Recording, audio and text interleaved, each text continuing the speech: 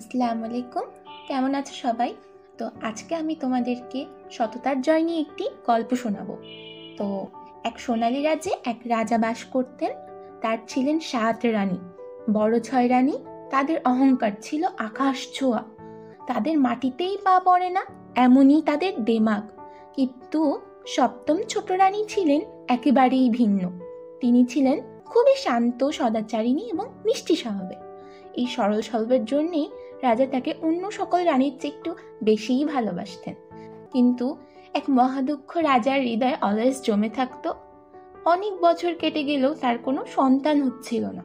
এত বড় রাজ্য, ঐশ্বর্য কার হাতে তিনি আত্মসমর্পণ করবেন, এই চিন্তায় রাজা মনে অলওয়েজ অশান্তিতেই থাকতেন। এভাবেই দিন যায়। তারপর একদিন সেই মহেন্দ্রক্ষণ এলো। ঘোষণা এলো যে ছোট রানীর গর্ভে সন্তান হবে। এই খুশিতে রাজার আনন্দের সীমাই রইল না। তিনি তখনই পাইক পিয়াদা ডেকে সারা রাজ্যে ঘোষণা করালেন, রাজভাণ্ডারের দরজা খোলা হয়েছে। মিঠাই, মন্ডা, মণি মাণিক্য যত খুশি নিয়ে যাও। রাজ্যের সবাই উপভোগ করলো এই উৎসব। কিন্তু বড় রানীদের হৃদয়ে জ্বলল বিষাদের আগুন। হিংসায় তাদের বুকটা জ্বলে পুড়ে ছারখার হতে লাগলো। সন্তান প্রসবের সময় আসন্ন। রাজা ছোট রানীর কোমরে আর নিজের কোমরে একটি সোনার শিকলি বেঁধে দিলেন এবং বললেন, যখনই আমাদের ছেলে হবে তুমি এই শিকলিতে একটি নাড়া দিও। আমি তখনই ছুটে এসে আমাদের পুত্রকে দেখব। এই বলে রাজা রাজদরবারে চলে গেলেন। এবার প্রশ্ন উঠল, আতর ঘরে কে থাকবে ছোট রানীর সেবায়?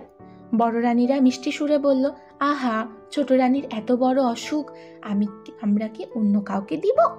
আমরাই তো থাকবো তার সেবায়। তারা আসলে ষড়যন্ত্রের জাল বুনতে চলেছিল। বড় রানীরা আতর ঘরে ঢুকেই ছোট রানীর কোনো খবর না দিয়েই সোনার শিকলিতে জোরে জোরে নাড়া দিলেন। সঙ্গে সঙ্গে কি হলো বলো তো? রাজার দরবার ভেঙে গেল। ঢাক ঢোল বাজতে লাগলো। মণি মাণিক্য হাতে ঠাকুর পুরুত নিয়ে রাজা ছুটে এলেন আতর ঘরের দোরগোড়ায়। কিন্তু কি দেখলেন গিয়ে? কিছুই তো হয়নি। রাজা নিরাশ হয়ে ফিরে গেলেন। রাজা সবাই বসেছেন, আবার শিকলিতে নাড়া পড়ল। রাজা আবার দৌড়ে গেলেন। এবারও কিছুই নয়।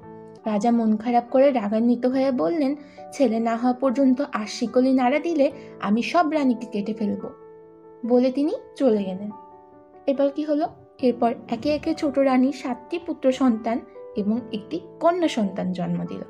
আহা, ছেলে মেয়েগুলো যেন চাঁদের পুতুল, ফুলের কুড়ি। তারা আকুপাকু করে হাত পা নাড়ছিল। তাদের রূপে আতর ঘরটাই আলোকিত হয়ে গেল। দুর্বল ছোট রানী আস্তে আস্তে বললেন, দিদিরা, কি ছেলে হয়েছে? একবার আমাকে দেখাতে পারো না?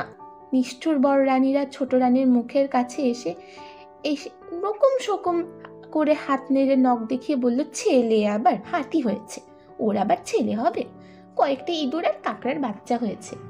এই নির্মম মিথ্যা কথা শুনে ছোট রানী তক্ষুনি অজ্ঞান হয়ে পড়ে রইলেন। তারপর সেই নিষ্ঠুর রানীরা শিকলিতে নাড়া দিলও না, বরং চুপি চুপি হাড়ি সরা এনে সেই সুন্দর 7 রাজপুত্র ও রাজকন্যাকে তাতে ভরল। তারা সেগুলো নিয়ে গিয়ে পাশের আবর্জনার গাদার নিচে পুঁতে ফেলল। তারপর গিয়ে শিকল ধরে জোরে টান দিল। রাজা আবার ঢাক ঢোল বাজাতে বাজাতে পুরোহিত নিয়ে এলেন। বড় রানীরা হাত মুখ মুছতে মুছতে তাড়াহুড়ো করে কিছু ব্যাঙের ছানা আর ইঁদুরের বাচ্চা এনে রাজাকে দেখালো। এ দেখে রাজা আগুন হয়ে গেলেন। তিনি বিশ্বাসঘাতক ছোট রানীকে দোষী সাব্যস্ত করে রাজপ্রাসাদ থেকে তাড়িয়ে দিলেন। বড় রানীদের মুখে আনন্দের হাসি ফুটে উঠল। তাদের পায়ের নুপুরের বাজনা যেন থামছেই না। তারা যে কত খুশি! তাদের পথের কাঁটা দূর হয়েছে। তারা রাজপ্রাসাদে আগুন দিয়ে ঝগড়া বিবাদ সৃষ্টি করে মনে সুখে রাজকীয় জীবনযাপন করতে লাগলো। আর সেই পোড়া কপালি ছোট রানীর কি হলো বলতো? তার দুঃখে গাছ পাথর ফেটে যাওয়ার মতো, নদী নালা শুকিয়ে যাওয়ার মতো অবস্থা। তিনি একজন দাসীর মতো হয়ে পথে পথে ঘুরতে লাগলেন। এভাবে অনেক দিন কেটে গেল। রাজার মনেও সুখ নেই। তার রাজ্যে সুখের ছায়া মিলছে না। রাজপ্রাসাদ যেন খা খা করছে। রাজার বাগানে ফুল ফোটে না। তার পূজা অর্চনাও ঠিক মতো হয় না। একদিন রাজার মালি এসে বলল, মহারাজ, নিত্য পূজার ফুল আমি পাচ্ছি না। কিন্তু আজ এক আশ্চর্য ব্যাপার, পাশের সেই গাদার উপরে 7টি চাপা গাছ আর একটি পারুল গাছে টুলটুল করে 7টি চাপা আর একটি পারুল ফুল ফুটছে।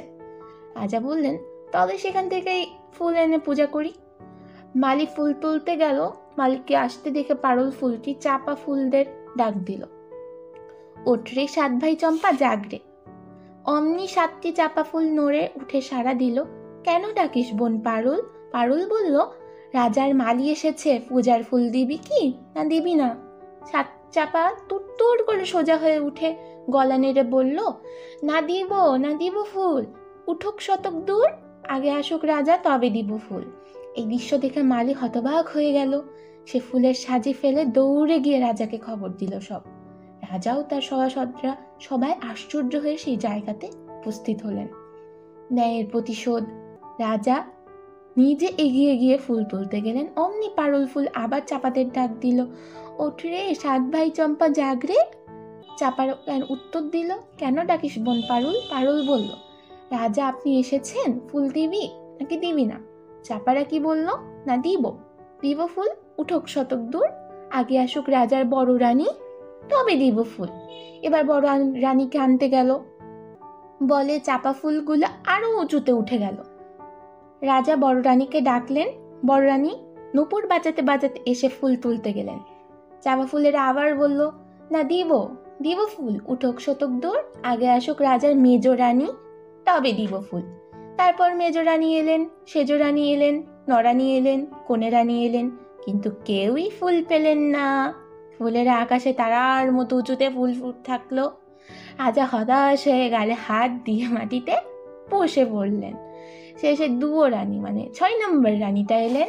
তখন ফুলেরা বলল, না দিব ফুল, উঠে শতক দূরে, যদি আসে রাজার ঘুটে কুড়ানি দাসী তবে দিব ফুল। তখন সবার মধ্যে খোঁজ পড়ে গেল। রাজা চৌদালা পাঠালেন। পাইক বেহারারা চৌদালা নিয়ে মাঠে গিয়ে সেই ঘুটে কুড়ানি দাসী ছোট রানীকে নিয়ে আসলো। ছোট রানীর হাতে পায়ে গোবর, পরনে ছেঁড়া কাপড়, সে অবস্থাতেই তিনি ফুল তুলতে এগিয়ে গেলেন। অমনি শব্দ করে চাপা ফুলগুলো আকাশে থেকে নেমে এলো। পারুল ফুলটি গিয়ে তাদের সঙ্গে মিশে গেল। আর ফুলের মধ্য থেকে সুন্দর চাঁদের মতো 7 রাজপুত্র ও এক রাজকন্যা মা মা বলে ডাকতে ডাকতে ঝুপঝুপ করে ঘুটে কুড়ানি দাসী ছোট রানীর কোলে কাকে ঝাঁপিয়ে পড়ল। সবাই দেখে হতবাক। রাজার চোখ দিয়ে ঝরঝর করে জল গড়িয়ে পড়ল। আর বড় রানীরা ভয়ে কাঁপতে লাগলো। রাজা তক্ষুনি আদেশ দিলেন, বড় রানীদের হাঁটুর নিচে কাঁটা দিয়ে পুঁতে ফেলা হোক। এরপর তিনি 7 রাজপুত্র, রাজকন্যা পারুল এবং তার প্রিয় ছোট রানীকে নিয়ে রাজপ্রাসাদে ফিরে এলেন। রাজপ্রাসাদে জয় ডঙ্কা বাজতে লাগলো। সত্যের জয়, ন্যায়ের জয় আর প্রেমের জয় ঘোষণা করে। তো আমরা এ থেকে কি শিক্ষা পাই বলতো? তো আমরা এই গল্প থেকে এটাই শিখতে পারি যে একটি সত্য ও সত্যনিষ্ঠ মন সবসময় কিন্তু ইম্পর্টেন্ট। যেসব চরিত্র ইতিবাচক গুণাবলীর পরিচয় দেয়, যেমন ছোট রানীর ধৈর্য আছে, ভালোবাসা এবং সততা তাদের কষ্ট শেষে পুরস্কৃত হয়। অপরদিকে ঈর্ষাপরায়ণ ও অন্যায়ের পথে হাঁটা কেবল ক্ষতির দিকে আনে। এটি ব্যক্তি ও সমাজ উভয়ের জন্যই বিপজ্জনক। অর্থাৎ ব্যক্তি জীবনে ধারাবাহিকভাবে সৎ, ধৈর্যশীল এবং ন্যায়পরায়ণভাবে আচরণ করা দীর্ঘমেয়াদে স্থায়ী ও সাফল্য সম্মান নিশ্চিত করে, যা শুধুমাত্র গল্পেই নয়, তোমাদের বাস্তব জীবনেও বিভিন্ন নৈতিক শিক্ষাও প্রদান করবে। তো সততা কখনোই থেমে থাকবে না, সত্যের জয় একদিন হবেই। তো আজকে এ পর্যন্তই। আসসালামু আলাইকুম।